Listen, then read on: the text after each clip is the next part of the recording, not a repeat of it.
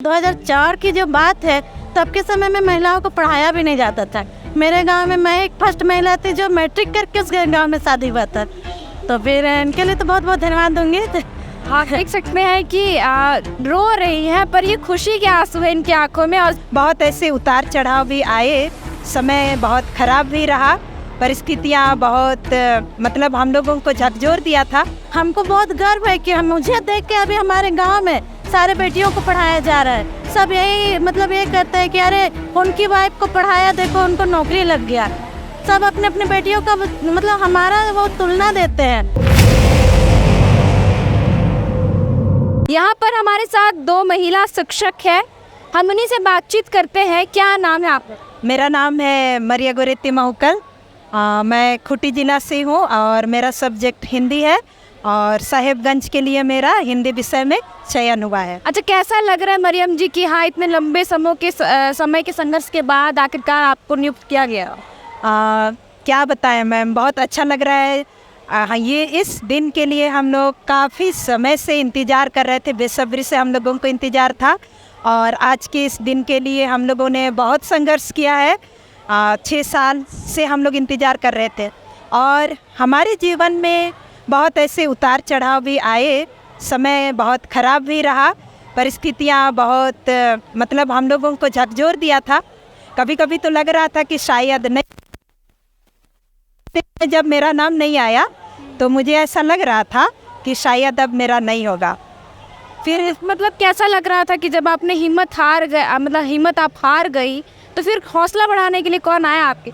नहीं, हौसला बढ़ाने के लिए मेरे जो दोस्त लोग हैं और मैं एक अंग्रेजी माध्यम में हिंदी टीचर के रूप में मैं थी, तो वहाँ मेरे जो स्टाफ वाले लोग थे वो लोग भी हमें काफ़ी प्रोत्साहित किए हैं। वो लोग बोलते थे कि नहीं मरिया, हो जाएगा, धीरज रखना, वेट ही सही। और परिवार वाले मेरा साथ कभी नहीं छोड़े।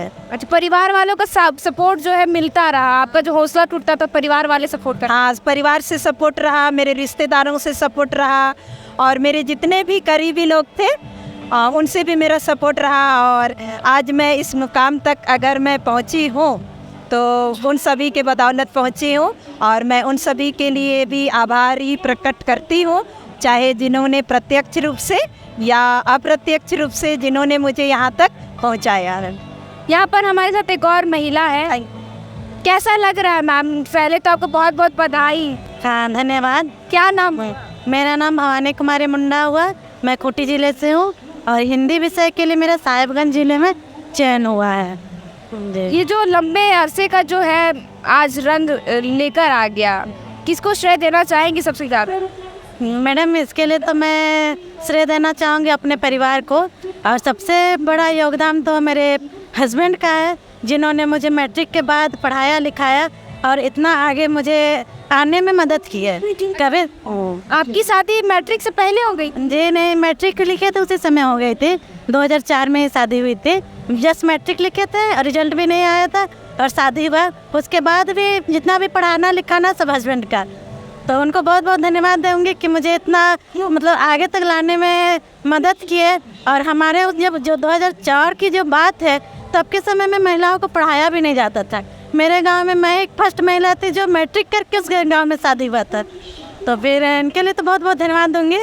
हाँ, देख सकते हैं कि रो रही हैं, पर ये खुशी के आंसू है इनकी आंखों में। और सबसे ज़्यादा जो श्रेय है ये अपने पति को देना चाह रही है, क्योंकि जो इनकी जो पढ़ाई का जो स्टार्टिंग, जो मैट्रिक के बाद इनकी जो पढ़ाई आगे की पढ़ाई, वो इनके परिवार में इनके पति का जो ज़्यादा सपोर्ट रहने की वजह से हुआ है। लंबे संघर्ष जो है 6 साल का जो दौर था, वो कभी हिम्मत भी टूटा होगा, कैसा रहा? तो उस टाइम पति का सपोर्ट कैसा रहता था मैम? उस समय तो हमारा जिला सिलेक्शन में नहीं हो पाया, तब लगता था कि शायद अब नहीं होगा। लेकिन जब हमारा स्टेट काउंसलिंग में जब हमारा नाम आया तो ऐसा लगा कि हम जिले में थोड़ा कम हो गए, लेकिन स्टेट मेरिट में आना मतलब लगता है कि 24 जिला में हमारा नाम आ रहा है। तो हम मेहनत किए थे तो हमारा आया, अच्छा लग रहा है मैडम। अच्छा, आप बोल रहे थे कि जिस जगह से आप आती हैं वहाँ पर बेटियों को उस दौर में मतलब पढ़ने के लिए इजाज़त नहीं दिया जाना था, और एक आदिवासी बेटी के लिए तो ये सब बहुत मुश्किल होता है। तो तब का कैसा दौर था? हाँ, तब तो बहुत मुश्किल होता था। तब तो साथ में मतलब कहीं भी जाना हो तो किसी को साथ में लेके जाओ, अकेले तो कहीं जा नहीं सकते हो। पढ़ाई के टाइम कैसे मैनेज करके पढ़ते हैं? पढ़ाई के टाइम हस्बैंड साथ में, कॉलेज लाना ले जाना, और फिर एग्ज़ाम के टाइम किसी के जैसे उनके तो बहुत सारे दोस्त यार थे, हर समय तो साथ में नहीं रह पाते थे, तो किन्हीं के यहाँ मैनेज कर देना कि तुम वहाँ पर हो, वहाँ से एग्ज़ाम दो। लेकिन जहाँ भी एग्ज़ाम हुआ साथ में गए, साथ में कराए। और फिर उस समय के जो बेटियों को जो पढ़ने का मौका नहीं मिलता था, हमको बहुत गर्व है कि मुझे देख के अभी हमारे गांव में सारे बेटियों को पढ़ाया जा रहा है। सब यही मतलब ये करते हैं कि अरे उनकी वाइफ को पढ़ाया, देखो उनको नौकरी लग गया। सब अपने अपने बेटियों का मतलब हमारा वो तुलना देते हैं, हमारे बराबर उन लोग के बारे में। तो आप सुन सकते हैं कि इनका उदाहरण जो है इनके गांव में और इनके ससुराल में बेटियों को दिया जाता है कि ये इकलौती एक आदिवासी बेटी है उस अपने क्षेत्र से जहां से ये निकल कर आगे की पढ़ाई की, और आज फाइनली इनको नियुक्त किया जा रहा है। आपके पति आए हैं? नहीं, अभी तो नहीं आए, शाम को आएंगे। पापा आए हैं। अच्छा, पापा। कैसा लग रहा था कि जब आपने बताया कि अब हम लोग को नियुक्त किया जा रहा है, परिवार वालों में कैसा खुशी था? बहुत अच्छा लगा, उनको भी ऐसा लग रहा था कि जो हम मेहनत की वो रंग लाया। भवानी जी की कहानी आपने सुना कि इकलौती ऐसी महिला थी जिन्होंने 2004 के दौर में वो अपने क्षेत्र से पढ़ करके निकली और आज यहाँ तक पहुँची है, और लंबे अरसे के बाद आखिरकार इन्हें नियुक्त किया गया है।